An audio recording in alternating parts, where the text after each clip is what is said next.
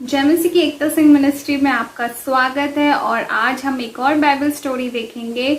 पिछले हफ्ते हमने देखा था कि कैसे इसहाक और रेबिका मिले। आज हम देखेंगे कि एसाव ने याकूब को अपने पहलौटे होने का अधिकार बेच दिया। इसहाक और रेबिका की शादी को 20 वर्ष बीत गए, लेकिन उनकी कोई भी संतान नहीं थी। तो वो परमेश्वर से इसहाक विनती करता है, तो परमेश्वर उसे ब्लेसिंग के रूप में 2 बच्चे देते हैं। और रेबिका गर्भवती होती है, उसके गर्भ में 2 बच्चे रहते हैं, लेकिन वो गर्भ के अंदर ही ना एक दूसरे से लिपट कर मारने लगते हैं। तो वो यहोवा से पूछती है कि ऐसा क्यों कर रहे हैं। तो परमेश्वर यहोवा से बताते हैं कि तेरे गर्भ में 2 जातियां हैं और तेरे कोख से बाहर होते आते ही वो अलग अलग हो जाएंगी और बड़ा छोटे के अधीन होगा।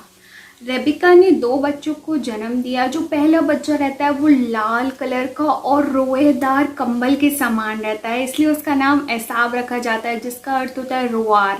और दूसरा बच्चा बहुत सॉफ्ट रहता है और अपने भाई की एड़ी को पकड़कर आता है, इसलिए उसका नाम याकूब रखा जाता है, जिसका अर्थ होता है अड़ंगा डालने वाला। जब दोनों बच्चे पैदा हुए थे तो इसहाक 60 वर्ष का था और अब्राहम 160 वर्ष का।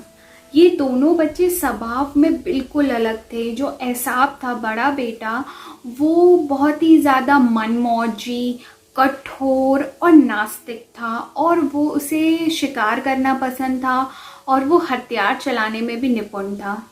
किंतु याकूब सीधा साधा, शांत रहने वाला, धार्मिक और चरवाहा व्यक्ति था। वो प्रभु यीशु मसीह के उद्धारकर्ता के आने की प्रतिज्ञा को जानता था और उससे मिलने वाली सारी आशीषों और ब्लेसिंग्स को भी वो जानता था। और वो जानता था कि ये सारी ब्लेसिंग्स जो पहलौटा पुत्र है उसे प्राप्त होंगी। एक दिन जब उसे अवसर मिला तो उसने धोखे से पहलौटे के अधिकार को छीन लिया। एक दिन याकूब भोजन बना रहा था और वो मसूर की दाल पका रहा था। तभी वहाँ पर एसाव आता है और वो बहुत ही ज़्यादा थका हुआ होता है, क्योंकि वो जंगल से आ रहा होता है। और जब वो बहुत ज़्यादा थका होता है तो वो अपने भाई से कहता है, ये जो तू लाल वस्तु बना रहा है उसमें से मुझे भी कुछ खाने को दे। तो वो उस वहाँ पे धोखा करके वो उससे बोलता है कि तू अपने पहलौटे का अधिकार मुझे दे दे। एसाव उससे बोलता है कि मैं तो मरने पर हूँ, इसलिए मुझे पहलौटे पुत्र होने की आशीष से क्या लाभ होगा। तो याकूब उससे बोलता है कि तू अभी शपथ खा। और एसाव शपथ खाता है और अपने पहलौटे पुत्र होने के अधिकार को इस याकूब को बेच देता है।